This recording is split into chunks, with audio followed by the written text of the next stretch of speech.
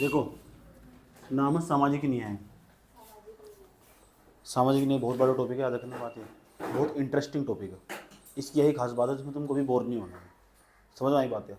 और इसकी यही खास बात है कि तुम मुझे ज़्यादा सुनना होगा, उसके बाद ही लिखना होगा, यानी समझने के बाद ही। पहली बात तो कुछ चीज़ें याद करनी पड़ेगी, तुमको डाटा भी दिया जाएगा, वो भी याद करना पड़ेगा। और सबसे बड़ी खास बात होगी, कुछ अपडेट भी करना पड़ता है, समझ आई बात है। पहले मैं सोशल जस्टिस है जो पहले बता कौन से पेपर का भाग, कितने कितने नंबर का आएगा, कितने नंबर का क्वेश्चन आए हुए आए थे, ठीक। सोशल जस्टिस, सामाजिक न्याय और गवर्नेंस दोनों का जो टॉपिक है वो GS2 में काम आने वाला, GS2 पेपर में काम आने वाला हमारा। ये GS2 जो पेपर हो ना हमारा UPSC का GS2, उसमें से GS2 के अंदर ना जो सोशल जस्टिस है इसकी महत्वपूर्ण भूमिका।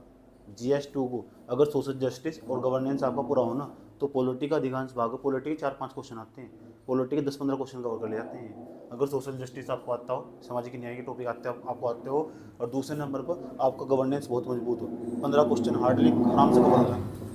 पर 15 जो क्वेश्चन है ना मेंस के पेपर को, क्वेश्चन 15 क्वेश्चन को आपकी पकड़ होगी, अच्छी खासी पकड़ होगी, समझ में आया बात है, ठीक। लेकिन जो कब होगी, जब आपका सोशल जस्टिस पक्का होगा, सामाजिक न्याय पक्का होगा।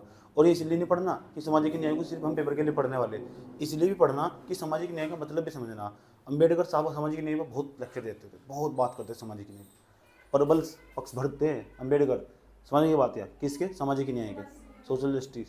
इतने बड़े संविधान के ज्ञाता, समझ निर्माता, ठीक। तो इतने बड़े संविधान के जो निर्माता, इंडियन कॉन्स्टिट्यूशन जो मेकर थे, वे जब इतने बड़े, इस कोई अवधारणा ही होगी हो, समझेंगे आज सामाजिक न्याय का मतलब क्या हो, पूरी दुनिया क्या मानती है, सोशल जस्टिस का मतलब क्या हो, अर्थ परिभाषा क्या है इसकी।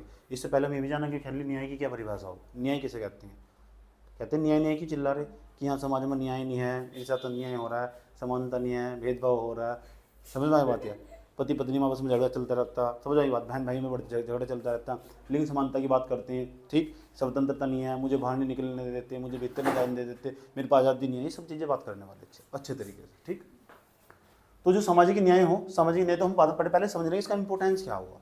इससे पहले हम सिलेबस की बात करेंगे, ठीक। थोड़ा 15-20-30 मिनट बिताएंगे और समझेंगे सिलेबस का क्या महत्व है, ये सिलेबस कहना क्या चाह रहा, क्यों जोड़ा गया UPSC के सिलेबस में, यहाँ जोड़ा क्यों गया, पहले नहीं आता है, बाद में जोड़ा 2013 के बाद, ठीक। जोड़ा होगा तो कुछ तो बात होगी ऐसे। फिर हम देखेंगे क्वेश्चन के जो क्वेश्चन आ रहे हैं ना उसका नेचर कैसा, तब तुम समझ में आएगा, तुम्हारी ग्रिप में है भी नहीं क्वेश्चन देखने के बाद तुम समझ में आएगा किस लेवल तक पढ़ना। मैं तुम्हारे सामने क्वेश्चन ही पढ़ बताऊंगा अभी, समझ में आया बात है। पहले मैं सिलेबस डिस्कस करने जा रहा हूँ, पहली यूनिट का नाम बता रहा हूँ तुम्हें, ठीक। देखो अलग अलग राइटर ना, जो अलग अलग राइटर, अगर मैं इस बुक को उठाऊंगा तो उसने जबरदस्ती का टॉपिक घुसा रखा सामाजिक न्याय में, है नहीं सामाजिक न्याय का टॉपिक, लेकिन फिर भी बात कर रखी है सामाजिक न्याय की। जिसमें जैसे सोशल जस्टिस के अंदर ये बुक राइटर्स कह रहा कि नंबर फर्स्ट, वैसे इसे पॉलिटी में पढ़ना चाहिए हमें, नंबर फर्स्ट देखो यू कह रहे भारतीय सामाजिक न्याय क्या कह रहे, देखो नंबर, पहले चैप्टर का नाम है, पहले चैप्टर क्या कह रहे हैं, राइटर साहब कह रहे हैं जिन्होंने बुक लिखी। मेरे हिसाब से नहीं आना चाहिए सोशल जस्टिस के अंतर्गत, लेकिन फिर भी डाल दिया, सबका अपना लिखने का अलग अलग तरीका हो, पता नहीं कौन से एंगल से देखा होगा, डाल दिया चैप्टर का नाम बता रहा हूँ, सांविधिक विनियामक और अर्धन्यायिक निकाय। सांविधिक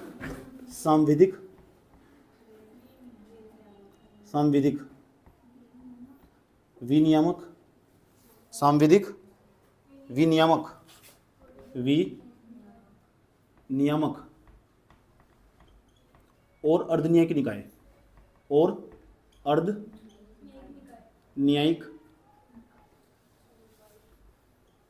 निकाय। इसकी हम बात नहीं करने वाले क्योंकि टॉपिक है ना, डाल दिया। UPSC के सिलेबस में ऐसा लिखा हुआ, UPSC के सिलेबस में क्रम वाइज लिखा हुआ, कुछ टीचर ऐसे इसे पॉलिटी के सिलेबस मानेंगे, कुछ ऐसे गवर्नेंस के सिलेबस मानेंगे, और कुछ ऐसे जैसे सोशल जस्टिस के सिलेबस मानेंगे, सबका अलग अलग तरीका हो। क्या सांविधिक और विनियामक और सांविधिक, जिनका संविधान के अंदर जिक्र हो, ऐसे निकाय के बारे में पढ़ना, समझ एक बात है, जिसका संविधान के अंदर जिक्र हो ऐसे निकाय के बारे में पढ़ना। UPSC की संस्था का संविधान के अंदर जिक्र नहीं है, सांविधिक निकाय है, संविधान के अंदर उल्लेखित है। उसके बाद विनियामक, जो कंट्रोल करने वाले, रेगुलेट करने वाले एक्ट, ऐसे नियम कानून के बारे में पढ़ना तुम। अर्धन्यायिक निकाय, जितने भी न्यायाधिकरण हो ना, न्यायाधिकरण जो माने जा, जिसे हम ट्रस्ट बोलते हैं, ये सारे के सारे अर्धन्यायिक निकाय तो हो हमारे, समझे। डिस्ट्रिक्ट मजिस्ट्रेट हो, अर्धन्यायिक निकाय काम नहीं करता कभी कभी प्रशासनिक व्यवस्था के अंतर्गत, तो उनके बारे में पढ़ना। इसे डिस्कस करेंगे, तमीज से डिस्कस करेंगे। मेंस का एक क्वेश्चन यहाँ से पक्का आता, ठीक। लेकिन सोशल जस्टिस में तो मैं पढ़ाने वाला नहीं से, समझ में आ बात है। दूसरे नंबर का मैं चैप्टर का नाम बता रहा हूँ, तुम्हारी बुक के लिहाज से बता रहा हूँ, ठीक। फिर मैंने अपने हिसाब से डिजाइन करना किया हुआ कि मैं क्या पढ़ाने वाला हूँ, मैं अपने हिसाब से चलूँगा। बता दूँ UPSC में लिखा हुआ क्या क्या। दूसरे नंबर पर लिखा हुआ सरकारी नीतियों और उनके विभिन्न क्षेत्र, सरकारी नीतियाँ और विभिन्न क्षेत्रों में विकास के लिए हस्तक्षेप। ऐसे लिखा हुआ सरकारी नीतियाँ, ध्यान से सुन लेना क्या शब्द, सरकारी नीतियाँ, यानी सरकार की जो नीतियाँ होंगी ना, सरकार के द्वारा जो भी पॉलिसी बनाई जा रही है उसके बारे में पूरी पूर्ण जानकारी होनी चाहिए, तो उस तुम्हें इग्नोर नहीं कर सकते। इसकी ऐसे मैं कहता हूँ करंट अफेयर में जो भी चल रहा है ना, बहुत ध्यानपूर्वक सुनने को। सरकार ये पॉलिसी बना रही इस क्षेत्र के अंदर, समझ में आया बात है। और जो भी पॉलिसी सरकार बनाने वाली है ना, चाहे दुनिया की कोई सी पॉलिसी बना रही हो, कोई सी भी सरकार हो, कैसी पॉलिसी बना रही हो, उसका जुड़ाव सीधा तुमसे होगा, क्योंकि कोई भी पॉलिसी भारत के आम जनमानस के लिए बनाई जाती है। जो कोई दुनिया की कोई सी पॉलिसी भारत के आम जनमानस के लिए बनाई जाने वाली है, तो समझ बात है। अगर भारत के अंदर पॉलिसी बना रही, भारत की सरकार पॉलिसी बनाने की कोशिश कर रही, तो भारत के आम जनमानस के लिए, तो भारत के जो समाज पर उसका प्रभाव पड़ता होगा, जो समाज में प्रभाव पड़ता होगा। और समाज के अंदर कुछ ऐसे लोग होंगे जो उन पॉलिसी तो, उन नीतियों तो सरकार की तो अभिवंचित हो जाते हैं, और जो कुछ लोग उन अभिवंचित हो जाते हैं, कुछ लोग उनका लाभ उठाते हैं। हालांकि जिन्हें जरूरत नहीं आती वो उनका लाभ उठाते हैं, और जिन्हें जरूरत थी उससे वंचित हो जाते हैं। इसी कारण आपको उसे पढ़ना, एक संवेदनशील मुद्दा सरकारी नीतियों को, तो सरकारी नीतियों को ना आपकी अच्छी तरीके अच्छी खासी पकड़ होनी चाहिए। जब आप प्रशासक बन जाओगे, आपको भी सरकारी नीतियों का, सरकार के द्वारा बनाई जाने वाली नीतियों के निर्धारण भी करोगे, आप नीतियों का क्रियान्वयन नहीं करोगे। अगर आपको नीतियों की ही जानकारी नहीं होगी तो फिर आप क्या लिखोगे और क्या क्रियान्वयन करोगे, क्या नीतियां बनाओगे, समझे। जैसे आपने भी नीति पढ़ गए होंगे, आज आप एडिटोरियल पढ़ रहे होंगे, मॉनेटरी पॉलिसी कमेटी, मौद्रिक नीति, बार बार ये पढ़ाया होगा, मौद्रिक नीति, वो भी तो नीति एक प्रकार की। वो जो टीचर आ रहा है तुम्हारा, वो टीचर तुम्हें क्यों पढ़ा रहा है, एक प्रकार की नीति नहीं पढ़ा रहा हो, उसका नीति का प्रभाव सीधा सीधा तुमसे पड़ेगा। वो बार बार कह रहे आरबीआई ने अपने बेसिस पॉइंट में कमी कर दी, वृद्धि कर दी। अच्छा, वृद्धि करने का मतलब आरबीआई ने रेपो रेट बढ़ा दिया, रेपो रेट बढ़ाने का मतलब होगा आरबीआई अब बैंकों को पैसा नहीं देने का। जब आरबीआई बैंकों को पैसा नहीं देने का, बैंक तुम्हें नहीं पैसा देने का। जब तुम्हें नहीं पैसा देने का तो पता क्या होगा, मार्केट के अंदर तरलता कम हो जाने वाली, तरलता लिक्विडिटी कम हो जाएगी। इसका मतलब भारत के आम जनमानस के पास पैसा नहीं होगा। जब पैसा नहीं होगा तो डिमांड नहीं करने का, डिमांड नहीं करने का तो फिर महंगाई घट जाएगी। ऐसा समझ में, डिमांड नहीं होगी तो महंगाई को कम करने का एक तरीका हो, यानी सीधा सीधा आम जनमानस से जुड़ा हुआ। ठीक, तो कोई भी चीज हो देखो कैसे जोड़ना, अपने दिमाग का जो पेज है ना कैसे खोलना, समझ में आया बात। या एक मिनट मैंने एक वर्ड लिखा था, उसे कैसे लेके चलना, सब्जेक्ट को गहराई से पता होना चाहिए। इसलिए सब्जेक्ट के में जितने चैप्टर के नाम है ना, ये तमीज से लिख रहा हूँ, तुम्हारे कठिन होना चाहिए जुबान पर, क्या लिखा हुआ, जो तुम्हारे टीचर पढ़ाना होता है उसे जुबान पर रटा हुआ, इस टॉपिक से इससे रिलेटेड एकदम तुरंत। आपके भी ऐसा ही होना चाहिए। यहाँ जाएगा सोशल जस्टिस के अंदर जाने वाला है टॉपिक जो सर पढ़ा रहे हैं, समझ में आया। उसके बाद आगे क्या लिखा हुआ, सरकारी नीतियां और विभिन्न क्षेत्रों में विकास के लिए हस्तक्षेप। सरकारी नीतियां और विभिन्न क्षेत्रों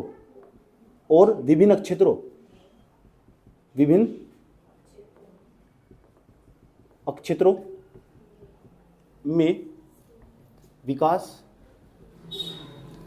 के लिए हस्तक्षेप। अच्छा, सरकारी नीतियां, अच्छा बहुत सारे क्षेत्र जहां विकास करते हैं, तो जहां विकास होगा, जिस सेक्टर में भी विकास हो रहा होगा उसके अंदर हस्तक्षेप करने वाली जो भी नीतियां होगी, सरकारी नीतियां, उन सबको पढ़ने वाले होंगे, जिसका संबंध सीधा भारत के आम जनमानस से होगा, उस समय यहाँ पढ़ने की कोशिश करेंगे। और मैं तुम्हें ऐसी ऐसी योजनाएं दिखाऊंगा। अभी मैं तुम्हें क्वेश्चन पढ़कर दिखाता हूँ, तुम्हें एक नीति योजना हो, कोई कार्यक्रम हो, समझ आइए, एक क्वेश्चन पढ़कर दिखाता हूँ सोशल जस्टिस का, और तुम पढ़ने के बाद खुद ही समझ में आना लिखा हुआ क्या, कहना क्या चाह रहा।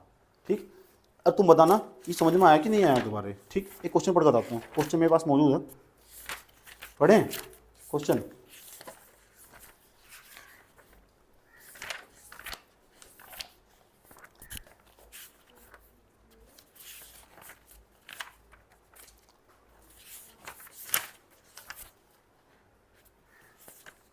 देखो क्या क्वेश्चन है मेरे पास, 2021 में क्वेश्चन आया था। इसका मतलब समझना, व्यावसायिक शिक्षा कौशल प्रशिक्षण को सार्थक बनाने के लिए, व्यावसायिक शिक्षा यानी शिक्षा ऐसी होनी चाहिए जो व्यवसाय से संबंधित हो, ऐसी शिक्षा होनी चाहिए जो उसके लिए व्यवसाय दे, उसे बिजनेस दे, उसका कारोबार जोड़ कर दे उसे। अच्छा, कौशल प्रशिक्षण को सार्थक बनाना चाहते हो, जैसे तुम ट्रेनिंग दे रहे हो, पढ़ा रहे हो तुम, इस तरह पढ़ाना कि उसे तुरंत पढ़ने के साथ साथ वो काम भी करता चलता रहे।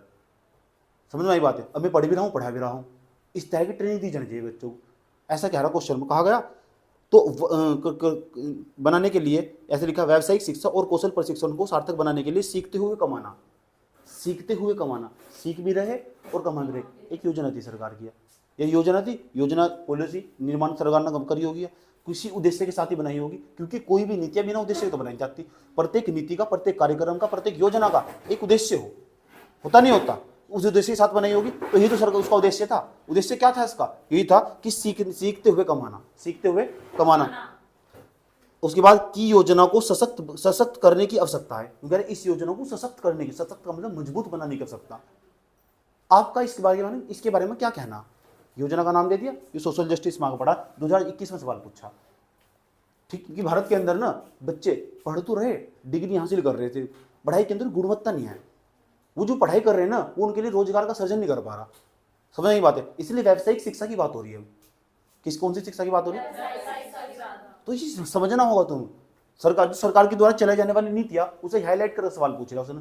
इसका मतलब सरकार वर्तमान समय में जो नीतियां चलाई जा रही सरकार के द्वारा, जो योजनाएं चलाई जाएगी, जो कार्यक्रम चलाए जाएंगे, तुम सोच लेना क्या उसका जो प्रभाव भारत के आम जनता पर पड़ता होगा। अगर पड़ता होगा तो सरकार की नीतियां और विभिन्न विकास क्षेत्र में विभिन्न क्षेत्रों में विकास के लिए हस्तक्षेप, विभिन्न क्षेत्रों में अलग अलग बहुत सारे क्षेत्र, शिक्षा का क्षेत्र हुआ, शिक्षा का क्षेत्र हुआ, स्वास्थ्य का क्षेत्र हुआ, गरीबी वाला क्षेत्र हुआ, बेरोजगारी वाला क्षेत्र हुआ, ये सब भी प्रभावित नहीं होंगे क्या? अगर कोई भी नीतियां चलाई जा रही, कोई भी योजना बनाई जा रही, अगर वो किसी भी क्षेत्र को प्रभावित कर रही जो विकास से संबंधित है, तो आपको उसे पढ़ना ही होगा। और ये जो टॉपिक लिखा दूसरे नंबर पर, यही टॉपिक एक ऐसा टॉपिक है जो सिलेबस है GS2 को डायनेमिक बना देता है, डायनेमिक। अब देखो उन्होंने नहीं बताया कौन सा क्षेत्र है, विभिन्न क्षेत्र। अब विभिन्न तो कोई सी भी क्षेत्र हो, इतने सारे क्षेत्र मौजूद है, यही कारण है GS2 को डायनेमिक बना देता है। और सरकार की नीतियां एक थोड़ा ही है, बहुत सारी नीतियां, लेकिन मामूली तौर पर तुम पिछले साल का प्रश्न देखोगे ना, क्या तो शिक्षा से पूछेगा, या स्वास्थ्य से पूछेगा, या गरीबी से पूछेगा, या महिलाओं से पूछेगा, इसके बाहर सवाल नहीं है। समझ नहीं आता? और गिनी चुनी 4-5 ही योजना, जब भी पेपर में सवाल आने वाला ना, तो तुम इतना कंटेंट तैयार करके दे दूंगा कि तुम आराम से किसी भी टॉपिक पर शांतिपूर्वक लिख चुके होंगे। बस तुम अपडेट करोगे नोट्स को बैठ कर। समझ में आया बात है? लिखने की तकनीक सीखेंगे यहाँ। लिखते कैसे हैं समझ, क्वेश्चन तो बचकर नहीं भागना, क्वेश्चन की गिरिफ को फंसाना कि इतना क्वेश्चन पूछा, इसका उत्तर कैसे लिखेंगे। सामाजिक न्याय के आज तक जितने भी सवाल आए ना, वो सारे कर देने होंगे। समझ आएंगे? सामाजिक न्याय के जितने भी सवाल आए सारे कर देने होंगे। पिछले साल के 2013 से लेकर 2022 तक के जितने भी सवाल आए, सब तुम्हारी गिरिफ पर फंसना चाहिए। जब तुम सामाजिक न्याय पढ़े थे, जैसे मैंने गवर्नेंस पढ़ा है, इतना सारा क्वेश्चन बताया ना, तो तुम्हें जरूरत नहीं है दूसरे कंटेंट की, बस उसे ही पक्का कर लो, दैट्स एनफ। बस वो समझ में आया बात है? ठीक, आगे बताता हूँ इसमें क्या लिखा हुआ। मैंने कहा मैं सिलेबस से डिस्कस करूँगा, तभी से डिस्कस करूँगा, उसके बाद ही जाऊँगा। शायद मैं सामाजिक न्याय का समझा पाऊँ या नहीं समझा पाऊँ, अच्छी वो निर्भर करेगा टाइम कितना बचा हुआ। ठीक, नेक्स्ट, हस्तक्षेप और उनके लिए अभिकल्प और कार्यान्वयन के कारण उत्पन्न विषय। अच्छा, उनके लिए अभिकल्पन ऐसे लिखा हुआ, उनके लिए हस्तक्षेप और उनके लिए अभिकल्पन, उनके लिए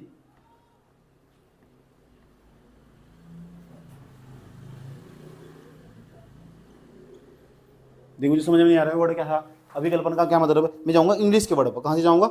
अभिकल्पन। यहाँ लिखा हुआ government policies and intervention for the development various sector issue arising outside their design the implementation. अच्छा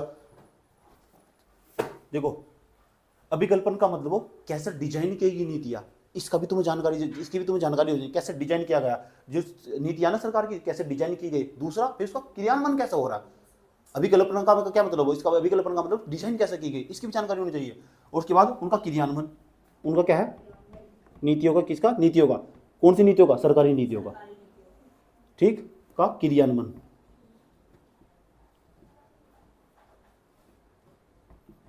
ठीक, अब देखो तुम्हारे टीचर कुछ भी पढ़ा रहे हो, कोई भी कार्यक्रम पढ़ा रहे हो, इसमें आगा आराम से सेट हो जाएगा।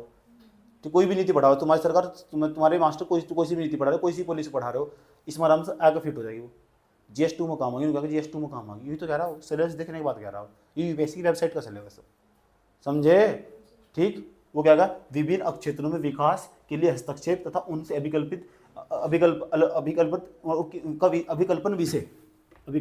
विषय।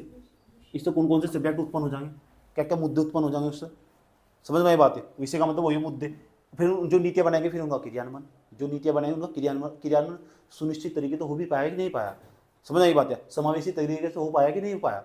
इसका जो लाभ बने, जो जिस उद्देश्य के साथ नीतियाँ बनाई गई थी, उसका लाभ अंतिम व्यक्ति को मिल पाया कि नहीं मिल पाया। समझ में आया बात है? SDG गोल प्राप्त कर पाए नहीं कर पाए। तो ये दूसरे नंबर का टॉपिक था, इसे मैं पढ़ रहा हूँ, इसमें स्टार लगा रहा हूँ, ये भी पढ़ाऊँगा। 3 स्टार का मतलब पढ़ना ही पढ़ना। ठीक, इतना डाटा दे ही देंगे तुम आराम से, कितना इतना मजबूत बना देंगे, तुम आराम से लिख दोगे क्वेश्चन जो आज तक आए सारे। अगर वे लिख देना ना, तो फिर हम इसका सही दिशा में पढ़ रहे थे।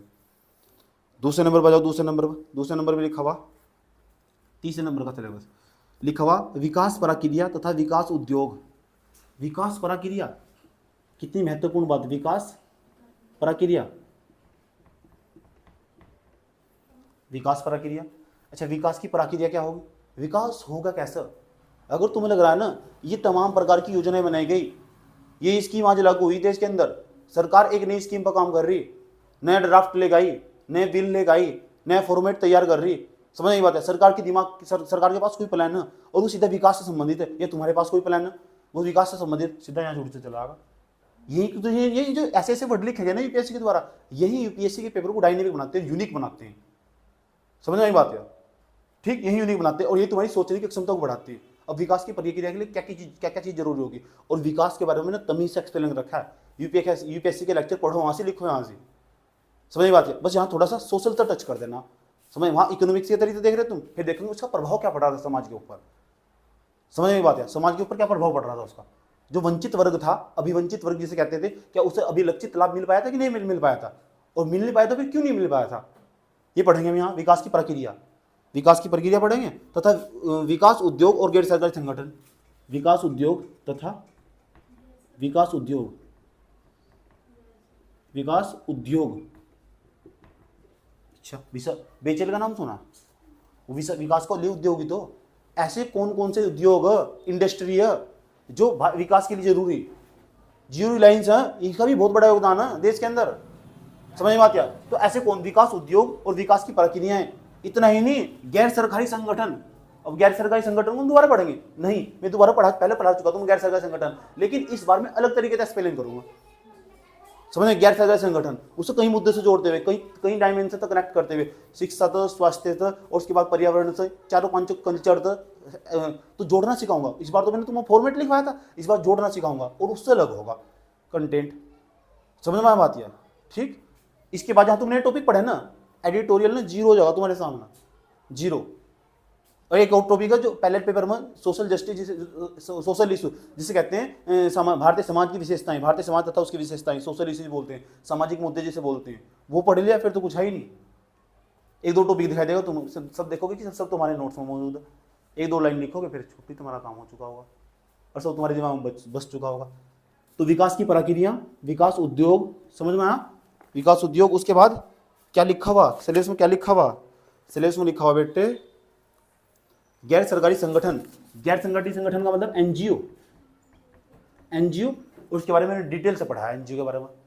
गैर सरकारी संगठन हो सकता है तुम याद करने वाले, एक दो दिन में आने वाले हो उस पर, समझ में बात है। एनजीओ, नॉन गवर्नमेंट ऑर्गेनाइजेशन, गैर सरकारी संगठन कैसे कहते हैं, परिभाषा भी याद करवाई थी मैंने, तुम करवाई थी नहीं करवाई थी, ठीक। उसके बाद अब हम पढ़ने वाले, अब बताओ एनजीओ भारतीय समाज के लोगों के लिए काम नहीं करते, करते नहीं करते हैं, समझिए, एक प्रकार की सिविल सोसाइटी में नहीं आते हैं, आते कि नहीं आते, समझाता नहीं समझाता, इसका मतलब। और हम पढ़ी क्या रहे, सामाजिक न्याय, समाज के अंदर न्याय मिलना चाहिए, और टच हो रहा है नहीं हो रहा, ठीक, टचिंग कर रहा नहीं कर रहा, ऐसे ही करने वाला।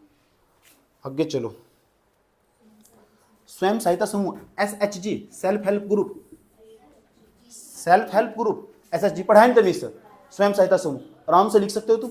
और जो स्वयं सहायता समूह, इसके बारे में बहुत उदाहरण भी दिए मैंने तुम्हें, बकरी वाला उदाहरण दिया था, बकरी वाला उदाहरण, स्वयं सहायता समूह, जो सेल्फ हेल्प ग्रुप, बहुत जरूरी हो ये सेल्फ हेल्प ग्रुप, याद रखना पाती है। आज ये ना समाज को बहुत गहरे तरीके से प्रभावित कर रहे हैं, अगर ये ना हो ना, ये समझ जाओ सरकार के ऊपर बर्डन पड़ जाने वाला, सरकार के ऊपर बोझ पड़ जाने वाला। होने चाहिए ऐसे संगठन, स्वयं सहायता समूह, SHG जिसे बोलते हैं, सेल्फ हेल्प ग्रुप।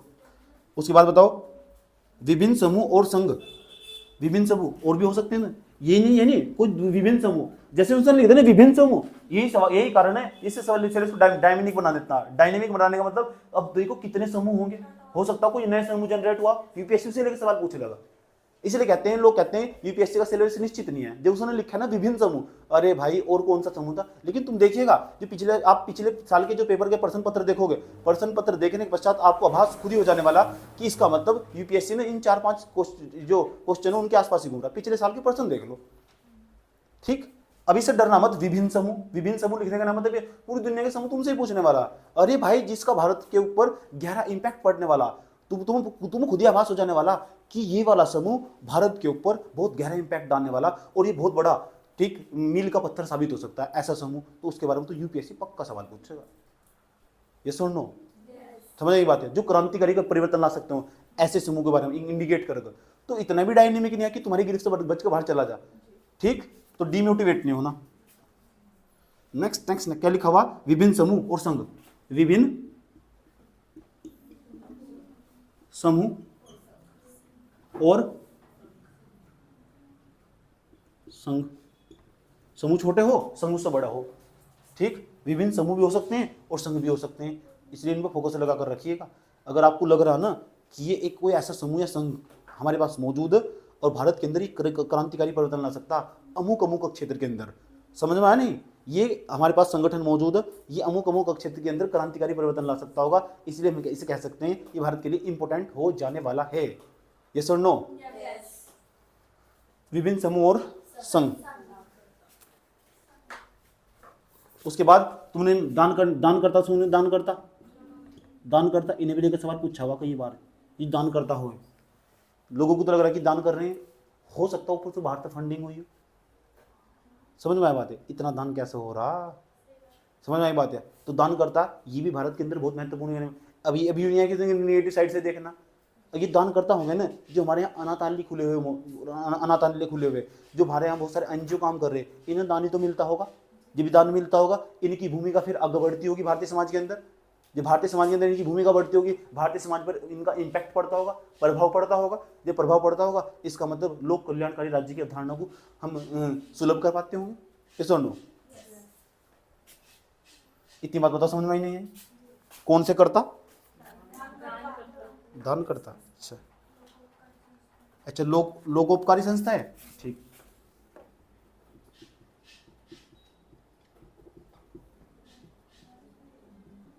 अच्छा, ऐसी संस्थाओं को मत बोलना कि जो संस्थाएं ना लोक कल्याणकारी राज्य की अवधारणा को बढ़ावा देती हो।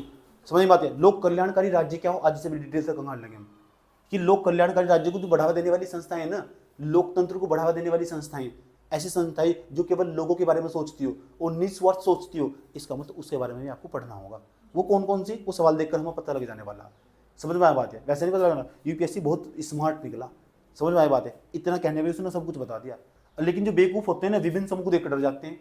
लेकिन देखिए क्या वे ना पिछले साल के कभी प्रश्न पत्र नहीं देखते, और न प्रश्न पत्र देखने के कारण ना उनके अंदर डिलेमा की स्थिति उत्पन्न हो जाती है, डिलेमा, और होचपोच हो जाता, कहाँ से पढ़ूं कैसे पढ़ूं। लेकिन सबसे बेस्ट तरीका देखिए यही होगा कि आप पिछले साल के जो विगत वर्ष के प्रश्न पत्र होंगे उन्हें ध्यानपूर्वक देखिएगा। कैसे देखिएगा? और जैसे आप उन्हें ध्यानपूर्वक देखेंगे, आपके अंदर जो एक प्रकार का द्वंद्व उत्पन्न हो रहा है वो तनिक तनिक दूर हो जाएगा। समझे? चौथे नंबर,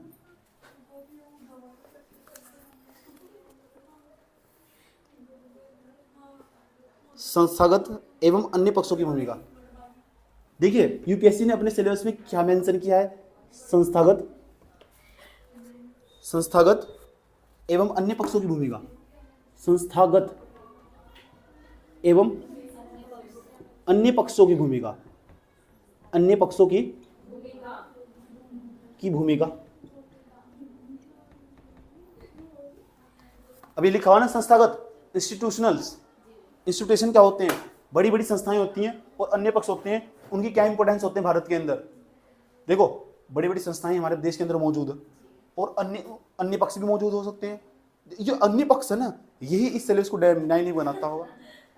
समझ आई बात? अन्य पक्ष, विभिन्न संस्थाएं, यानी सिलेबस को लेंथी बनाने की कोशिश करती है। लेकिन देखिएगा आपको द्वंद्व में नहीं फंसना है। समझ में आया?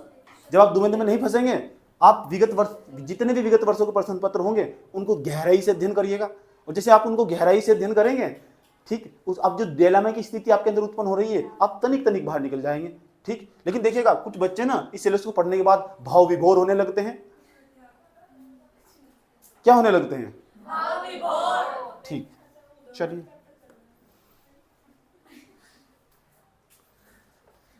सिलेबस हो गया ना, चौथे नंबर का जाओ। और ये जो चौथे नंबर का हम टॉपिक समझाने वाले हैं ना आपको, ये तो बड़ा ही खतरनाक, ठीक, और मेरे दिल के बहुत करीब है।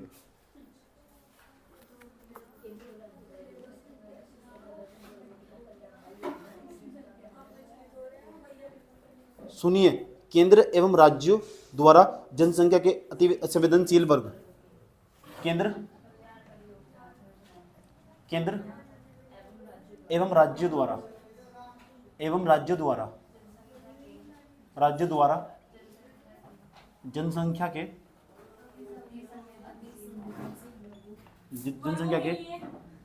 अति संवेदनशील वर्गों के लिए अति संवेदनशील वर्गों के लिए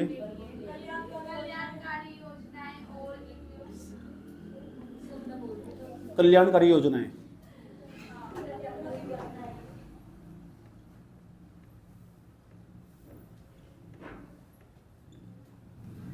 देखो ये जो लिखा हुआ, ठीक, योजनाएं और इन योजनाओं का कार्य निष्पादन, योजनाएं और इन योजनाओं का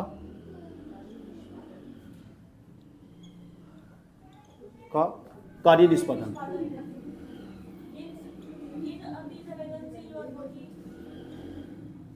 नहीं तो नहीं पढ़ो, पहले इसका मतलब समझने की कोशिश करो।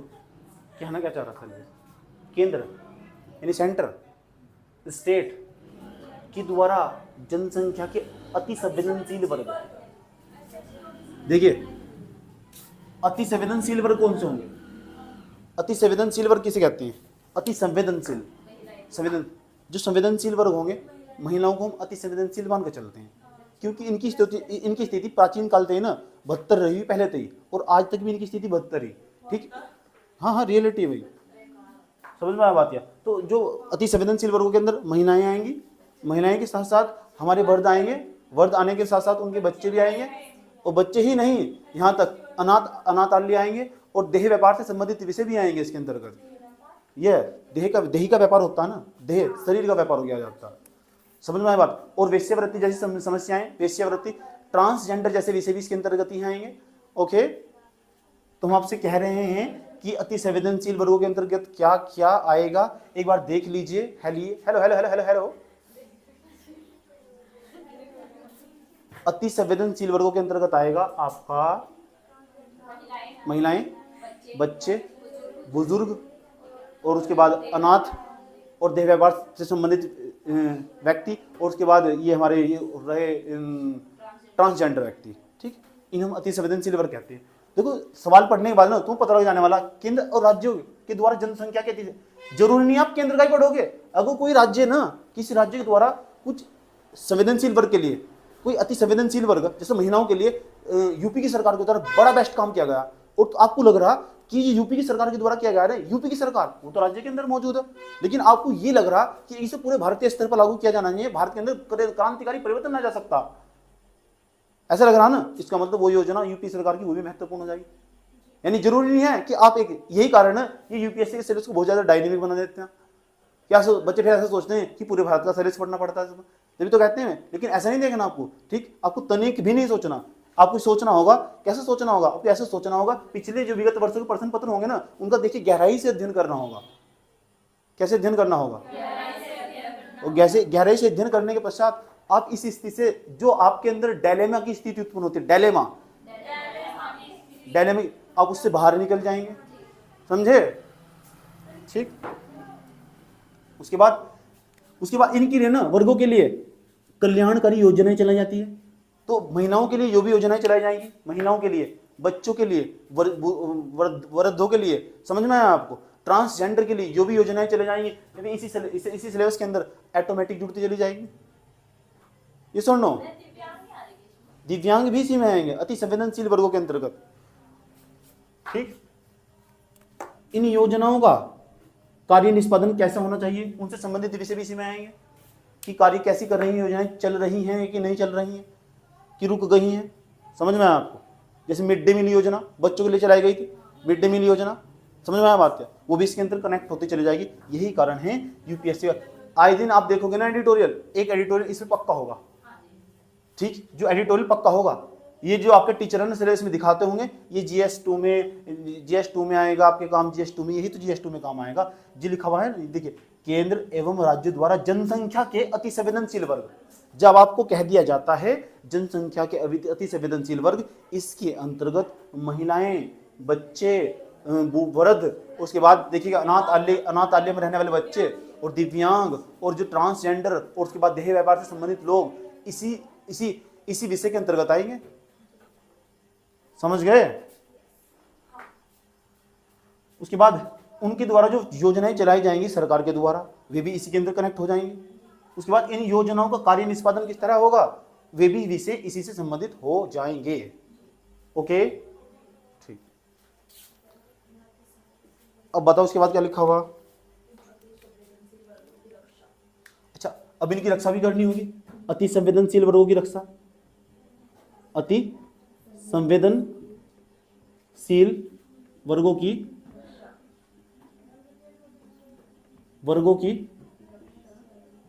रक्षा।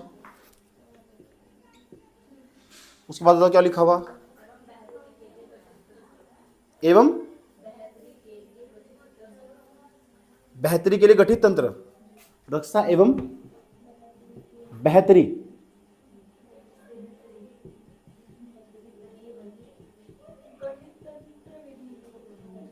गठित तंत्र,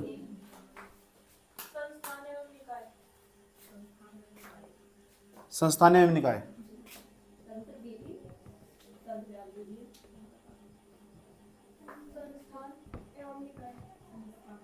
एवं निकाय, यूपीएससी में ये अपने सिलेबस में मेंशन करा और यहीं से अपनी शुरुआत मुझे करनी है, पढ़ाने की शुरुआत करनी। समझ लो क्या लिखा हुआ, अति संवेदनशील वर्गों के लिए रक्षा, उनकी रक्षा कैसे करनी होगी।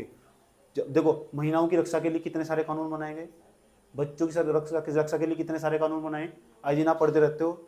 जो वृद्ध हमारे पास नहीं है, वृद्ध, इन्हीं के लिए सरकार के द्वारा क्या क्या प्रयास किए जा रहे हैं, तो वही तो एक प्रकार की रक्षा ही होगी, नहीं होगी। और दिस, उसके बाद जो ट्रांसजेंडर हमारे पास मौजूद है, ठीक, उनके लिए कौन कौन से हद तक प्रयास किए गए भारत की सरकार के द्वारा। ठीक, राज्य का कर्तव्य होगा नहीं कि अपने नागरिकों के प्रति उसे भी कुछ करना होगा नहीं, तो राज्य के द्वारा कौन कौन से हद तक प्रयास किए गए उनको भी हमें पढ़ना होगा। वे भी इस टॉपिक के अंदर खुद ही स्वयं ही जुड़ते चले जाएंगे। ओके, उसके बाद बेहतरी के लिए गठित तंत्र, सरकार के द्वारा कौन कौन सा सिस्टम बनाया गया है, कौन कौन सा तंत्र बनाया गया है, उन सभी को आपको पढ़ना होगा। अगर कोई संस्था होगी, देखिए उसको हाईलाइट करके पढ़ना होगा। अगर सरकार के द्वारा तत्कालिक कोई योजनाएं संचालित की गई होगी, उसको भी आपको तनिक नहीं छोड़ना है, समझे। जैसे आप उसको पढ़ेंगे, भांति भांति प्रकार से आप सिलेबस से रूबरू होते चले जाएंगे।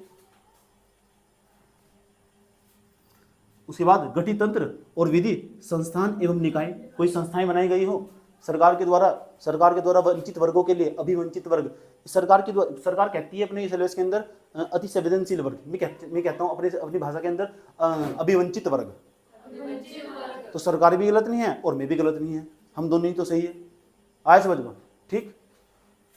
या दूसरी भाषा में ऐसे कह सकते हैं, आप कहते होंगे वो वर्ग जो लोक कल्याणकारी राज्य की अवधारणा से काफी पीछे छूट चुका, वो भी वही है, विकास की दौड़ भाग पीछे छूट चुका। समझ में आया बात? ये सुन लो। और देखिएगा आपके सारे के सारे जितने भी लक्ष्य मौजूद है 17 के 17 SDG गोल, वे सारे के सारे यही कनेक्ट होंगे। ठीक, ये सुन लो। इतना ही नहीं, जैसे ही आप आगे पढ़ेंगे सिलेबस में आगे की ओर बढ़ते जाएंगे और आप नए नए टॉपिक पाएंगे। देखिए जैसे 5वें नंबर पर लिखा हुआ है स्वास्थ्य, हेल्थ। और आप जानते हो हेल्थ के बारे में बताने की जरूरत नहीं है। समझ में आया बात? कोरोना में देख लो तुम्हारा क्या हाल हुआ था, और इससे लेकर यूपीएससी ने तुरंत ही सवाल पूछा। समझ में आया बात? कोई सवाल पूछने वाला हो या ना हो, यूपीएससी ने नेक्स्ट टाइम ही सवाल पूछ लिया, अगली ही बार सवाल पूछ लिया। WHO की प्रासंगिकता पर सवाल पूछा हुआ। समझ में आया बात? जो भी हेल्थ से संबंधित होगा ना, वो यूपीएससी के द्वारा हाईलाइट करके सवाल पूछा जाएगा। जो मुद्दा बड़ा बन रहा होगा ना, ये समझ लो वर्तमान समय में रूस और चीन का युद्ध चल रहा है ना, रूस का और उसका यूक्रेन का युद्ध चल रहा, उसके सीधा भारत पे कुछ ना कुछ इंपैक्ट पड़ता होगा, सीधा आपसे तुरंत सवाल बन जाने वाला। और आपको लग रहा है अगर आपको ये लग रहा ना कि ये घटना लंबी चलने वाली, तो ये अंदाजा लगा लो यूपीएससी के नेक्स्ट टाइम सवाल आने वाला उसका। और देखिए ऐसी जो मैं आपको जानकारी प्रोवाइड कर रहा हूँ, कहीं ना कहीं आपको आपके टीचर के द्वारा बताई गई होगी। समझ में आई बात? और आपको भी आभास ही हो गया होगा कि ये पक्की 100% आप सही बता रहे। बिल्कुल समझ में आया बात? आपको पढ़ते पढ़ते लिखते लिखते अनुभव हो चुका होगा कि जो मुद्दा ज़्यादा हाईलाइट होने वाला ना, उसका ही यूपीएससी सवाल निकालने वाला। और ये सारे जो सवाल होंगे ना, आपको खुद ही कनेक्ट करने होंगे, ये कहाँ ऐड होने वाले। इसलिए आप देखिएगा, आप सारे सिलेबस को अपनी जो नोटबुक है उसमें नोट कर लीजिएगा, उस सिलेबस को बार बार देखिएगा। उसके बाद देखिए क्या लिखा हुआ है, शिक्षा क्या लिखा हुआ, शिक्षा, नई शिक्षा नीति आई, नई शिक्षा नीति आई नहीं आई, ठीक, नई शिक्षा नीति 2020 में आई, जुलाई 2020 में। मैं शांति के साथ बैठा हुआ पढ़ा था, लॉकडाउन लगा हुआ था, मतलब क्या सुकून था, क्या लाइफ थी यार, कितना झंझट लाइफ थी, ठीक। ऐसे मतलब लॉकडाउन जैसी जिंदगी नहीं है, दोबारा लगा दो लॉकडाउन। शिक्षा सुन लो, स्वास्थ्य, शिक्षा, तो यूपीएससी ने नेक्स्ट टाइम ही सवाल पूछ लिया। यहाँ तो न्यू NEP लेकर आए, न्यू एजुकेशन पॉलिसी लेकर आए, नई शिक्षा नीति 2020 लेकर आए, अगले ही टाइम यूपीएससी ने सवाल पूछ लिया, उसी टाइम जब मेंस हुआ यूपीएससी का।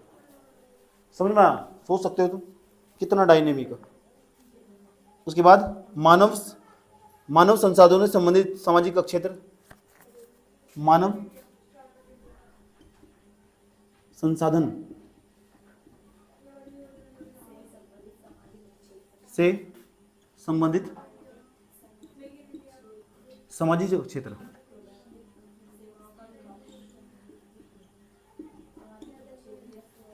सामाजिक क्षेत्र या सेवाओं के विकास और प्रबंधन से संबंधित विषय, क्षेत्र या सेवाओं के विकास या प्रबंध से संबंधित विषय। समझ लो इसे भी। स्वास्थ्य देख लो, GS2 के अंदर कहाँ कनेक्ट हो जाने वाला है। स्वास्थ्य लिखा हुआ एक सवाल यूपीएससी पक्का निकालता, हर साल निकालता। यूपीएससी को मालूम है कि तुम्हारा स्वास्थ्य सही नहीं है, समझ में आई बात है। इसलिए जो हेल्थ है ना, इसमें थोड़ा हाईलाइट कर पढ़ाऊंगा, तमीज से पढ़ाऊंगा, अच्छे तरीके से, ठीक। और यूपीएससी के सवाल देखोगे ना, तुम भौचक्के रह जाओगे। कैसे रह जाओगे? ठीक। और जब सवाल को तुम उठाओगे ना और देखोगे ये सवाल किस तरह का सवाल पूछा, किस संस्कृति जोड़ का सवाल पूछा हुआ। संस्कृति था, स्वास्थ्य का संस्कृति से क्या संबंध है? स्वास्थ्य को संस्कृति जोड़ का सवाल पूछा हुआ।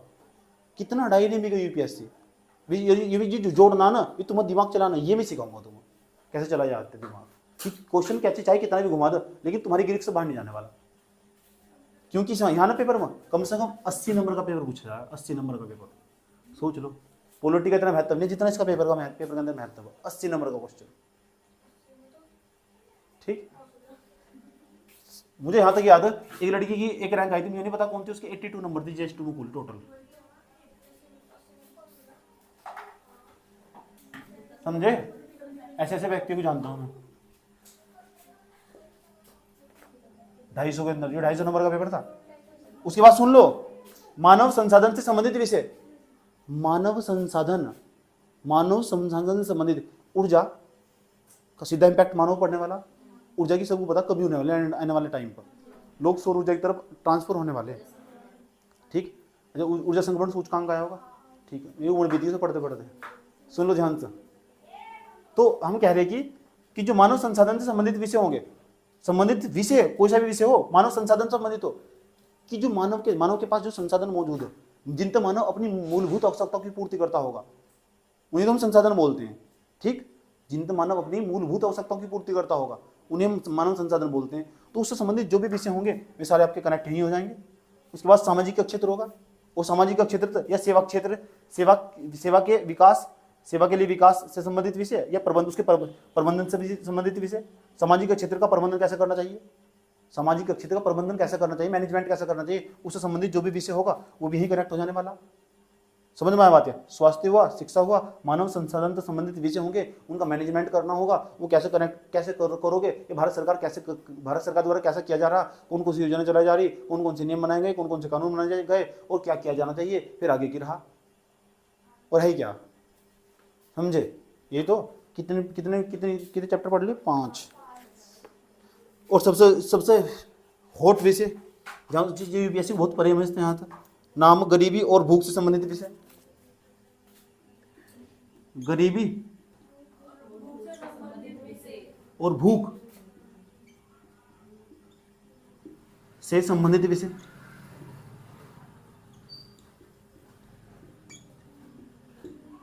ये लिखा हुआ देखो, गरीबी एवं भूख से संबंधित विषय। हेलो, गरीबी एवं भूख से संबंधित विषय, ये लिखा हुआ गरीबी एवं भूख से संबंधित विषय। समझ में आया बात है? गरीबी से संबंधित कुछ भी आया, भूख से संबंधित कुछ भी आया, तो कंटेंट वही लिखना जो मेरे पास मौजूद होगा, मेरे द्वारा तुम्हें लिखवाया गया होगा, यहाँ समझाया गया होगा, और लिखने की पूरी कलाकारी बताई जाएगी।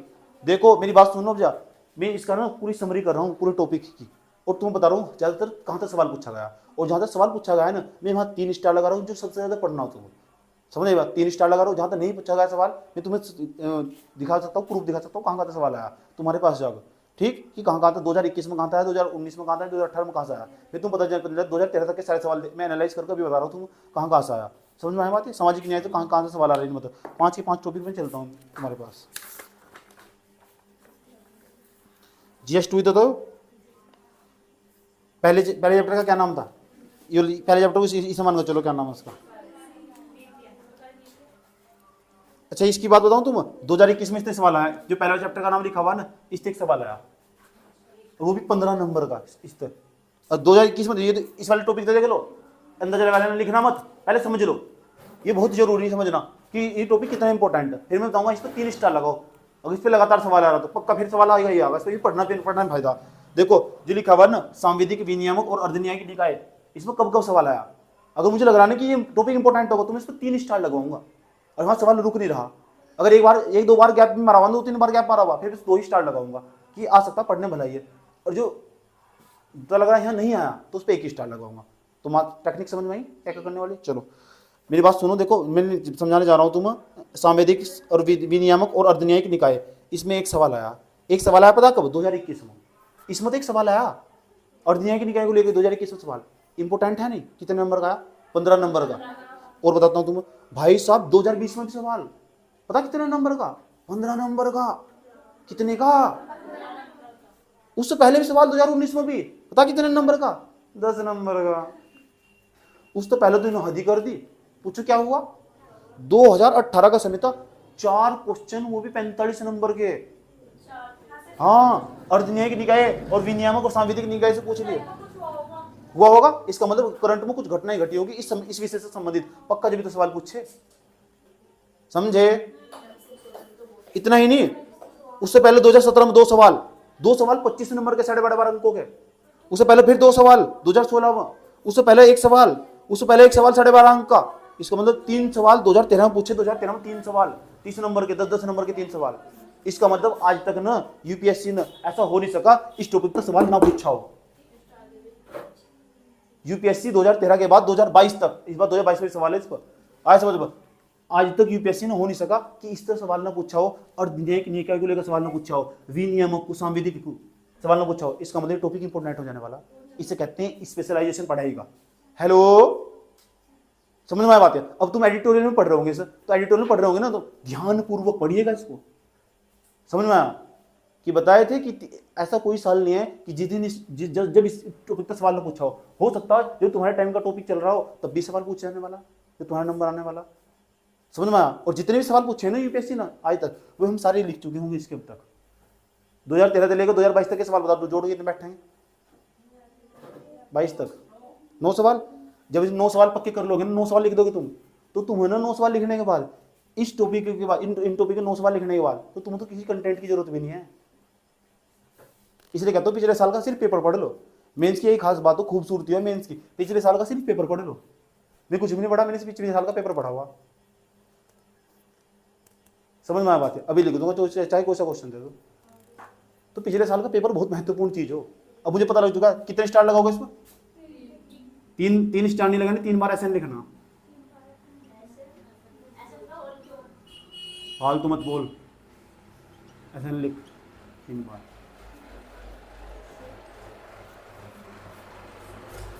इतना बताओ समझ में नहीं है।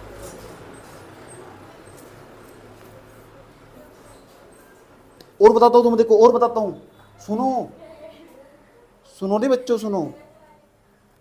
विकास के लिए सरकारी नीतियां, विकास के लिए सरकारी नीतियां, विकास के लिए सरकारी नीतियां। अभी चेक करूंगा कि ऐसा नहीं लिखा, उसकी खाल उतारूंगा। क्रियान्वयन से संबंधित विषय, क्रियान्वयन से संबंधित विषय, अच्छा जोड़ा क्रियान्वयन संबंधित विषय। इसके सवाल देखो कब कितने सवाल पूछे, मैं तुम्हें बताने जा रहा हूं कितने सवाल पूछे। एक सवाल 2021 में 15 नंबर का, इसका मतलब भला ही 2020 में 2 सवाल 25 नंबर के, 2019 में 2 सवाल 30 नंबर के, 15-15 नंबर के 2 सवाल। उससे पहले 2018 में 1 सवाल, 2017 से 2022 तक लगातार सवाल पूछ रहा। इसका मतलब विषय इंपॉर्टेंट, 3 स्टार पहले, 3 स्टार मतलब 3 बार एसएन, 3 बार एसएन। यूपीएससी सवाल छोड़ नहीं रहा है यहाँ तक बिल्कुल भी। और देखिएगा जब आपको पढ़ाया जाएगा नहीं ये संबंधित विषय, 2013 से लेकर 2022 तक जितने सवाल आए होंगे उनका सबका आंसर राइटिंग करा जाने वाला क्लास में, ठीक। उसके बाद तीसरे नंबर पर चले जाओ। तीसरे नंबर बताओ क्या नाम था तीसरे नंबर पर? गैर सरकारी संगठन, एसएसजी। ये तो उसका बहुत फेवरेट टॉपिक है, इससे तो कभी सवाल बचना ही नहीं बिल्कुल भी। 3 सवाल पूछे बताओ यूपीएससी ने, 3 सवाल, वो 35 नंबर का, यहाँ से अकेले 35 नंबर का, इतना इंपॉर्टेंट टॉपिक बताओ। यस 35 नंबर के 3 सवाल पूछे। एसएन 2021 में ना, 2021 में 3 सवाल, सुन लो पहले। 2021 में 3 सवाल, 1 सवाल पिछले साल, 1 सवाल, उससे पहले 2 सवाल, उससे पहले 1 सवाल, उससे पहले 3 सवाल, 1 सवाल, हर साल सवाल पूछ रहा, कभी बचने वाला नहीं। इसका मतलब एनजीओ के बारे में जब भी पढ़ रहे हो, एसएचजी के बारे में पढ़ रहे हो, कभी दानकर्ताओं के बारे में, लोकपारी संस्थाओं के बारे में पढ़ रहे हो, या अन्य संस्थागत अन्य समूह के बारे में पढ़ रहे हो, तो समझ जाओ ध्यानपूर्वक पढ़िएगा, समझे? कोई दिक्कत यहाँ तक? 3 टॉपिक इंपॉर्टेंट हुए। चौथे नंबर का बताओ क्या? चौथे नंबर का कौन सा था?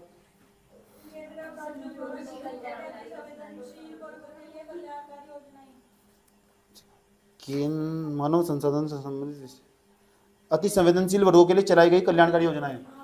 अति संवेदनशील, ये तो बताएगा कल्याणकारी योजनाएं। तो इसमें 2 सवाल पूछे 2021 में, 2020 में कोई सवाल नहीं आता, 2021 में 1 सवाल पूछा होगा, फिर एक कोई सवाल नहीं आता। इसका मतलब इसमें 2 स्टार के लाएगा गोष्ठी ऊपर समझो।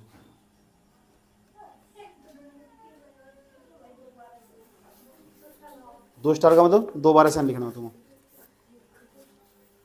आ जाओ 5वें नंबर, शिक्षा स्वास्थ्य वाला। जाओ शिक्षा स्वास्थ्य वाला।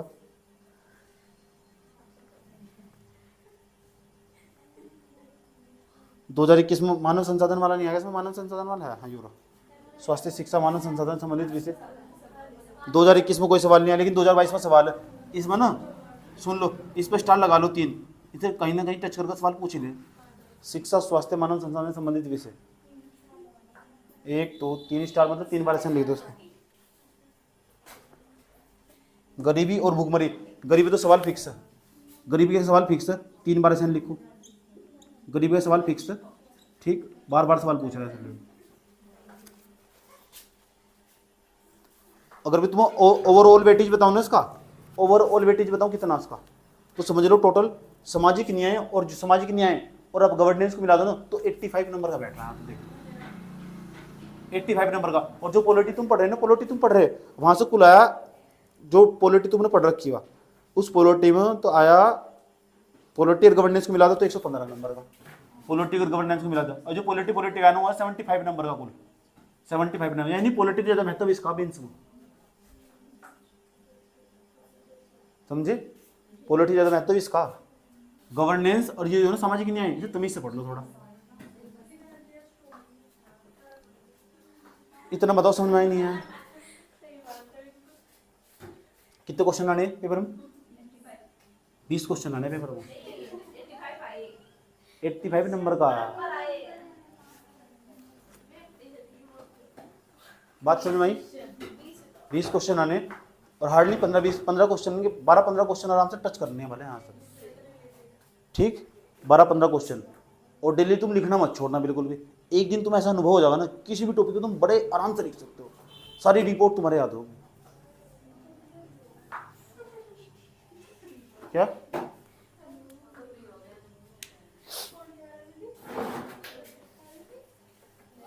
अभी कहाँ अनुभव होगा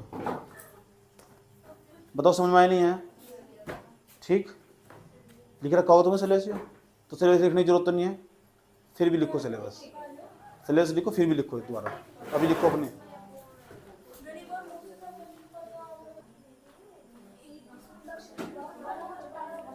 अच्छा और सुनो, इधर आ जाओ।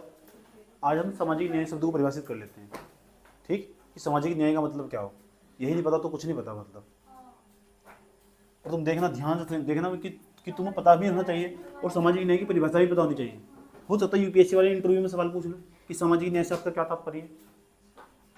हेलो, इधर देखिएगा, सामाजिक न्याय का अर्थ क्या होगा। लेकिन देखिए, इससे पहले ना हम आपको ये समझाने वाले कि न्याय शब्द का अर्थ क्या होगा, न्याय शब्द का। तो जब बताओ किसी बच्चों को न्याय का मतलब क्या हो, बताओ। न्याय एक प्रकार का विधिक अधिकार हो, ये भी सही है। न्याय बताओ, न्याय किसे कहते हैं। एक मोहतरमा कह रही है कि न्याय उसे कहते हैं जो एक प्रकार का विधिक अधिकार हो। सही है, गलत नहीं है, ठीक। लेकिन देखिए, हम इस दूसरे रूपों को जिस प्रकार परिभाषित कर सकते हैं न्याय का शब्द, न्याय, इससे पहले हम देखिए ये समझते हैं न्याय किसे कहते हैं। न्याय का मतलब क्या, जस्टिस। जस्टिस और न्याय जो शब्द हो ना, इसे हम आसान शब्दों में, देखिए सरल शब्दों में ऐसा परिभाषित कर सकते हैं जो उचित हो और अनुचित हो, उसके बीच का जो विवेक हो, उचित और अनुचित के बीच का विवेक। एक तो लिख देते हैं, लिख देते हैं, एक तो उचित हो, अनुचित, इन दोनों के बीच का जो विवेक होगा, विवेक मतलब बुद्धि, ठीक। अगर आप ये देख सकते हो ना कि क्या चीज आपके लिए उचित होगी, क्या चीज अनुचित होगी, यही न्याय हो। आया समझ में। मेरे पास 2 टॉफी रखी हुई थी, समझ में आया नहीं बात। दोनों टॉफी हमने उठाई और सीधी प्रियंका को दे दी नहीं देती, तो बराबर वाली कैसे सोच रही होगी। अब बताओ, इसके लिए तो उचित, उसके लिए कैसा होगा, अनुचित। तभी तुरंत तो इनके बीच न्याय हुआ कि नहीं, अन्याय हुआ, न्याय हुआ। एक दोनों को मिलनी चाहिए थी, बाकी तो ये भी सोच रही है हमें मिलनी चाहिए थी। आया समझ में। तो इसका मतलब उचित और जो अनुचित होगा उसके बीच का जो विवेक, उसे क्या बोलते हैं, न्याय बोलते हैं, न्याय। अब सवाल है कि सामाजिक न्याय किसे कहते हैं, ठीक। ये तो न्याय हुआ। तो मैं चाहता हूं पहले तुम न्याय की परिभाषा लिख लो, हेडिंग बनाओ सब बच्चा लोग, न्याय हेडिंग बनाओ, न्याय किसे कहते हैं।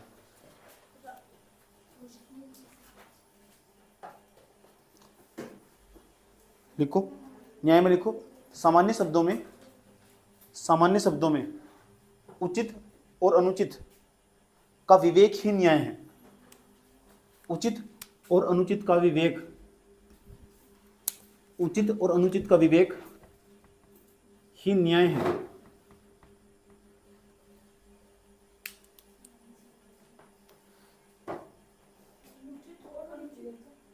का विवेक ही न्याय है।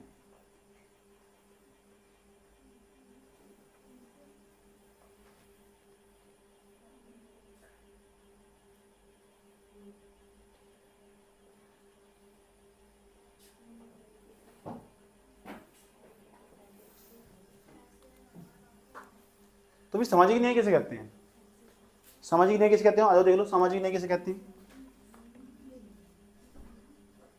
सामाजिक न्याय बड़ा इंपॉर्टेंट शब्द, देख लो, सामाजिक न्याय कैसे कहते हैं, सोशल जस्टिस कैसे कहते हैं। ये सामाजिक न्याय हो ना, देखो समाज के अंदर ना इतने सारे व्यक्ति रहते हैं, बहुत सारे व्यक्ति रहते हैं समाज के अंदर। गरीब वर्ग भी रहते हैं, अमीर वर्ग भी रहते हैं, ज़्यादातर तो वंचित वर्ग रहते हैं। समझ में आती है। समाज के अंदर ऐसे रहने वाले आज भी बहुत अति संवेदनशील वर्ग हमारे पास मौजूद है। महिलाएं हुए, बच्चे हुए, वृद्ध हुए, अनाथ बच्चे हुए, ये सारे अति संवेदनशील वर्ग। जो अति संवेदनशील वर्ग है ना, ये हमारा, समझ में आई बात है। तो कोई भी हम आज हम समझने की कोशिश करेंगे सामाजिक न्याय किसे कहते हैं। कि समाज के अंदर, भारत के किसी भी समाज के अंदर सामाजिक न्याय से तात्पर्य का मतलब क्या हो। अगर सामाजिक न्याय को आप सामाजिक संदर्भ में पेश करोगे, न्याय को आप सामाजिक रूप में पेश करोगे, आप अभी आपने न्याय समझा किसे कहते हैं। उचित और अनुचित हो जो हो उसका विवेक ही न्याय कहलाता है। लेकिन अगर आप न्याय को सामाजिक रूप, सामाजिक संदर्भ में व्यवहार, सामाजिक संदर्भ में पेश करोगे, इसके सामने आप सामाजिक लगा दोगे तो सामाजिक न्याय बन जाने वाला। पेश करोगे तो इसका ये मतलब होगा समाज के अंदर ना, किसी भी समाज के अंदर, भारत की बात नहीं कर रहे हम, किसी भी समाज के अंदर रहने वाले जो प्रत्येक व्यक्ति होगा, प्रत्येक व्यक्ति सभी स्तरों पर और सभी आयामों पर, देखिए मेरे शब्दों पर गौर करिएगा, सभी स्तरों पर और सभी आयामों पर, सभी स्तरों पर और सभी, उचित और अनुचित का विवेकपूर्ण व्यवहार ही सामाजिक न्याय कहलाता है। दोबारा समझिए, देखो, भारत के अंदर इतना सारा समाज रहता, अलग अलग स्तर पर लोग रहते हैं। तो भाई कोई गरीब लेवल का, कोई अमीर लेवल का, थोड़ा हाई लेवल का, चाहे कोई से भी लेवल का व्यक्ति हो, समझ में आई बात है, कोई से भी लेवल का व्यक्ति हो, प्रत्येक व्यक्ति के साथ अगर प्रत्येक व्यक्ति के साथ उचित और अनुचित का जो विवेक होगा वही क्या कहलाता है? न्याय। लेकिन हम तो समाज की बात कर रहे हैं, तो जब समाज की बात करें तो सामने क्या लग जाएगा? सामाजिक न्याय। सामाजिक न्याय यानी सामाजिक न्याय से तात्पर्य पता किस? समाज के अंदर रहने वाले जो विभिन्न वर्ग के विभिन्न स्तरों के जो लोग होते हैं, व्यक्ति होते हैं, उनके स्तर सभी आयामों पर और सभी स्तरों पर जो उचित पूर्ण व्यवहार किया जाता, उचित पूर्ण व्यवहार, उचित या अनुचित के विवेक के आधार पर जो व्यवहार किया जाता है, ऐसा व्यवहार ही हमारा क्या कहलाता? सामाजिक न्याय कहलाता। सामाजिक न्याय आपको देखना चाहिए किस व्यक्ति के साथ किस तरह का व्यवहार करना होगा, उचित व्यवहार करना होगा कि अनुचित व्यवहार करना होगा। जो उचित व्यवहार करना होगा या अनुचित करना होगा वो आप पर निर्भर करता होगा। आया समझ में? जो अगर आपने मैं टीचर हूं, अगर इसके साथ अगर मैं अलग तरीके से बात कर रहा हूं, उसको डांट रहा फटकार रहा हूं और सबने गलती सबने करी, तो मेरा कर्तव्य होगा कि मैं सबको डांट दूं। समझ में बात है? तो जरूरी नहीं है कि हम उचित ही व्यवहार करते होंगे, अनुचित भी व्यवहार कर सकते हैं। समझ में आया बात है? तो इसका मतलब आप तुरंत आवाज उठाओगे, आपने मेरे को तो मारा, इसको क्यों ना मारा। समझ आई बात है? इसका मतलब आप इस क्लास में न्याय नहीं हो रहा। क्या नहीं हो रहा? यस और नो? ठीक। तो वहां न्याय की संकल्पना उभर कर सामने आती है। ठीक है, आज लिख लो, चलो लिख लो। अभी क्या लिखे हो? अब हेडिंग बनाओ सामाजिक न्याय हेडिंग बनाओ, लिखो सामाजिक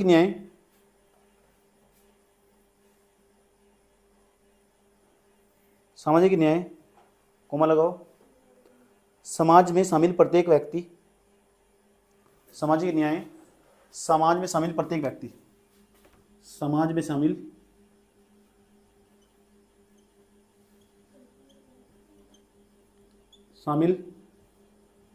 प्रत्येक व्यक्ति,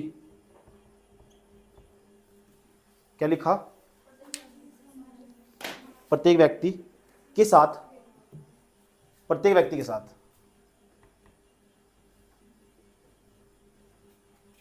सभी स्तरों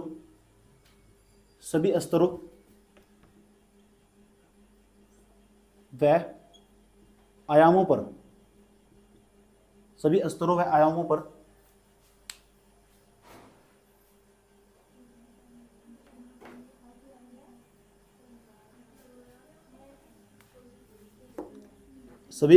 आयामों पर विवेकपूर्ण व्यवहार से, उचित व्यवहार से है। ठीक, विवेकपूर्ण उचित व्यवहार से आप सबके साथ सही करोगे। उचित का मतलब सही होगा। विवेकपूर्ण उचित व्यवहार से,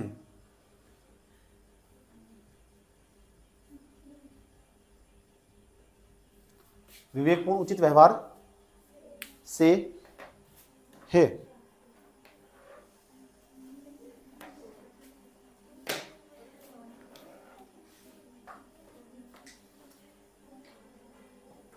ठीक, दोबारा समझ लो। और दोबारा समझ लेते हैं। देखो, समाज में प्रत्येक व्यक्ति के साथ सभी स्तरों पर, सभी आयामों पर जो विवेकपूर्ण उचित व्यवहार किया जाता है उसे हम सामाजिक न्याय बोलते हैं। ठीक, सामाजिक न्याय क्या होगा? देखो, आपके यहाँ ना बहुत सारे स्तर दिखाई देंगे समाज के अंदर। ठीक, अलग अलग जातियाँ दिखाई देगी, लोअर कास्ट की जातियाँ होगी, अपर कास्ट की जातियाँ होगी, तो बहुत सारे स्तर पाए जाते हैं समाज के अंदर। बहुत सारे स्तर पाए जाते हैं, अलग अलग आयाम पाए जाते हैं। आयाम का मतलब एम्पलीट्यूड हो, एम्पलीट्यूड का मतलब हो अलग अलग जाति के लोग पाए जाएंगे, अलग अलग कास्ट वाले लोग पाए जाएंगे, अलग अलग धर्म को मानने वाले लोग पाए जाएंगे। तो एक प्रकार का अलग अलग प्रकार का समाज के अंदर बहुत सारी विविधताएं पाई जाती है। जब विविधता पाई जाती है तो समाज के अंदर प्रत्येक व्यक्ति, चाहे कोई भी व्यक्ति, समाज के अंदर कोई भी व्यक्ति हो, अगर उसके साथ सभी स्तरों पर और सभी आयामों पर विवेकपूर्ण अपनी बुद्धिमत्ता का प्रयोग करने के बाद ठीक उचित पूर्ण व्यवहार किया जा रहा, इसका मतलब समाज के अंदर न्याय हो रहा। और ये न्याय करने का जो काम होगा वो राज्य का होगा। किसका? राज्य का संबंध यहाँ किससे? भारत की सरकार से। जब भारत के बारे में पढ़ रहे हैं तो भारत के अंदर भारतीय समाज पढ़ रहे हैं, भारतीय समाज के अंदर सामाजिक न्याय पढ़ रहे हैं, तो सामाजिक न्याय का संबंध इससे हो। सामाजिक न्याय का मतलब तो अधिकांश जो जितने भी समाजशास्त्री है ना, उनका यही कहना था, जितने भी समाजशास्त्री, उनका यही कहना था कि सामाजिक जो न्याय है उसका जो तात्पर्य, उसकी कोई कभी भी परिभाषित कर ही नहीं सकते तुम। सामाजिक न्याय को तुम एक निश्चित परिभाषा नहीं दे सकते, लेकिन तुम बता सकते हो न्याय तो, सामाजिक न्याय तो तुम कभी दे ही नहीं सकते। सामाजिक न्याय की तुम बात करते हो कि अगर सामाजिक रूप में तुम सामाजिक न्याय को जब परिभाषित करने का नंबर आया ना, तो इसे भी लेकर कंट्राडिक्शन, विरोधाभास उत्पन्न हुआ कि सामाजिक न्याय की एक सूटेबल परिभाषा नहीं आई अब तक भी। और तुम्हें लगा था कि सामाजिक न्याय की परिभाषा क्यों ना निकल आई। ये तुम समझोगे मेरे साथ कि सामाजिक न्याय की परिभाषा क्यों ना निकल गई। ऐसा क्या हुआ कि समाजशास्त्रियों का क्या कहना था, जितने भी समाजशास्त्री थे उनका क्या सोचना था, सामाजिक न्याय को क्यों नहीं परिभाषित कर पाए, ये भी हम समझेंगे। पहले एक बार इसकी परिभाषा याद कर लो, सामाजिक न्याय कैसे कहते हैं, तो समाज में सामाजिक न्याय, देखो समाज में शामिल प्रत्येक व्यक्ति के साथ, समाज में शामिल प्रत्येक व्यक्ति के साथ सभी स्तरों व आयामों पर विवेकपूर्ण उचित व्यवहार से है। इसलिए याद करवा रहा हूँ, बार बार कहीं भी लिखनी पड़ सकती है तुम्हें सामाजिक न्याय की परिभाषा, समझ में आई बात है। दोबारा मेरे साथ पढ़ो, समाज में शामिल प्रत्येक व्यक्ति के साथ सभी स्तरों व सभी आयामों पर विवेकपूर्ण उचित व्यवहार से है। बोल दोगे सर, बताओ। सामाजिक न्याय से तात्पर्य, ऐसे लिखो, सामाजिक न्याय से तात्पर्य समाज में शामिल प्रत्येक व्यक्ति के साथ, समाज में शामिल प्रत्येक व्यक्ति के साथ सभी स्तरों या सभी आयामों में विवेकपूर्ण उचित व्यवहार से है।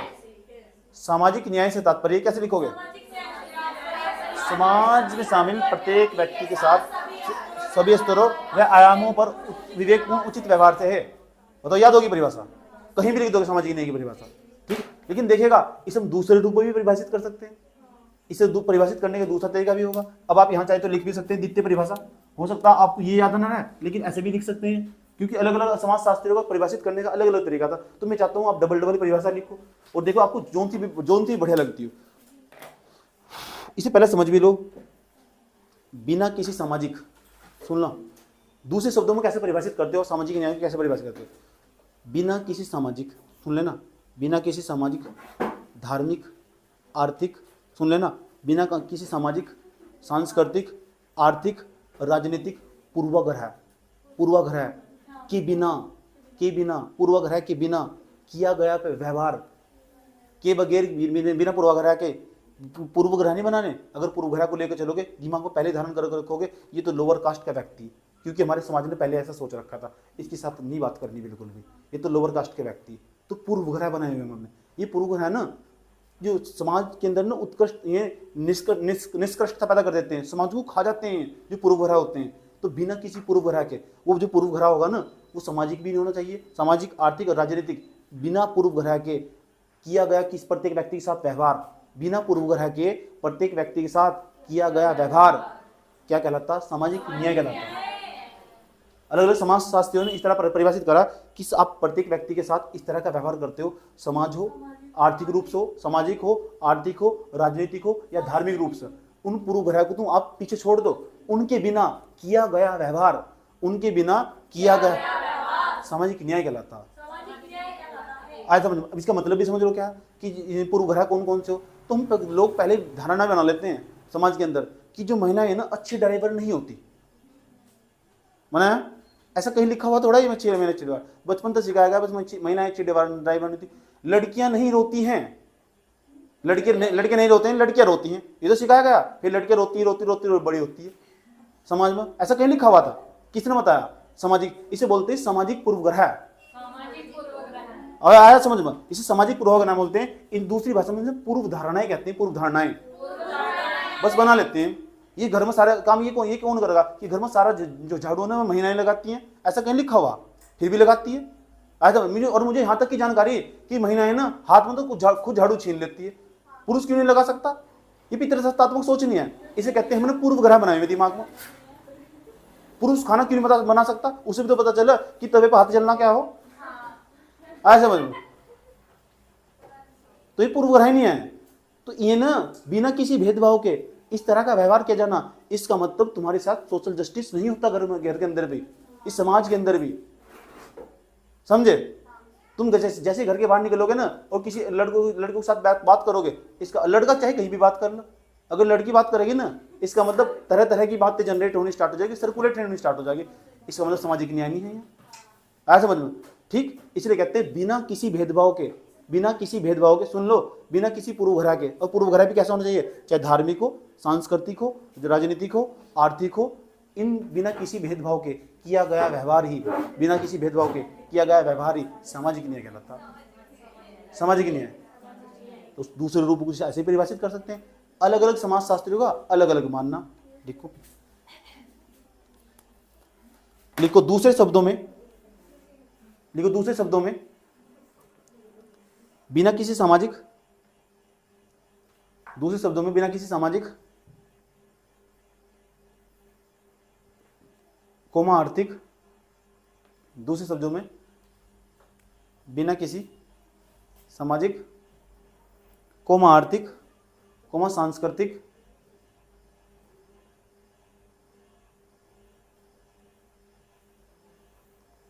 आर्थिक कोमा सांस्कृतिक लिख लिया, एवं धार्मिक पूर्वाग्रहों के आधार पर, धार्मिक एवं धार्मिक पूर्वाग्रहों, एवं धार्मिक पूर्वाग्रहों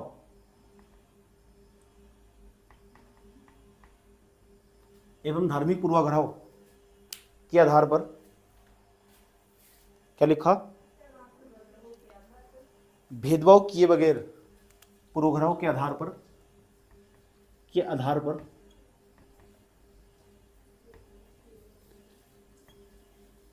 भेदभाव किए बगैर, भेदभाव किए बगैर, हाँ ऐसे लिखा जाएगा बगैर, डोंट वरी,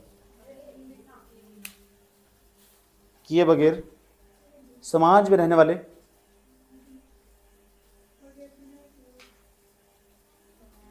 समाज में रहने वाले लोगों के साथ होने वाला व्यवहार ही सामाजिक न्याय है।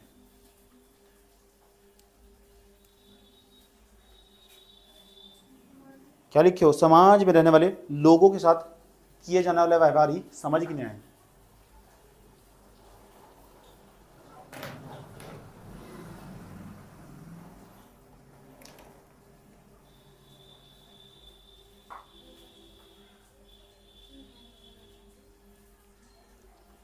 किया जाने वाला व्यवहार ही सामाजिक न्याय है।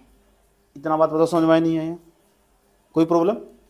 लेकिन देखिएगा इस शब्द था ना सबसे पहला, इटली के ना एक सिसिली द्वीप था, इटली के अंदर सिसिली द्वीप पड़ता, शायद मैं ज्वालामुखी में पढ़ाया हूँ आपको। 1840 ईस्वी में एक पादरी रहते थे वहाँ से, ठीक, उन पादरी के द्वारा इस शब्द का प्रतिपादन किया गया था। नाम बता रहा हूँ, बड़ा मस्त, उसका नाम है लुईगी। लुईगी पादरी का नाम था। सबसे पहले बार सामाजिक शब्द उन्होंने दिया, सामाजिक न्याय शब्द जो सामाजिक न्याय ना, उनका नाम था लुईगी। अभी नाम पुरानी हुआ, लुईगी तापारेली दा एंजिंगलुगो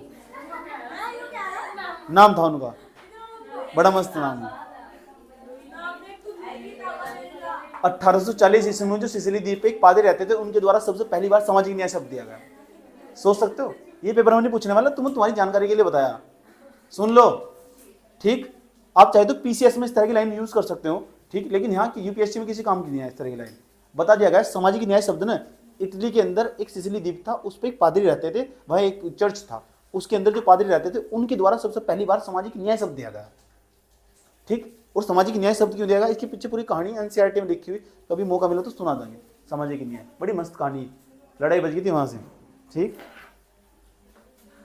चलो इतनी बात बताओ, सामाजिक न्याय शब्द यहाँ तक बताओ। सामाजिक न्याय का दो तरीके से सामाजिक न्याय को परिभाषित कर लिया। पहले नंबर पर परिभाषा बताई गई तुम्हें, सामाजिक न्याय से तात्पर्य समाज में रहने वाले प्रत्येक व्यक्ति के साथ सभी स्तरों व आयामों पर उचित पूर्ण विवेकपूर्ण उचित व्यवहार से, विवेकपूर्ण उचित व्यवहार से।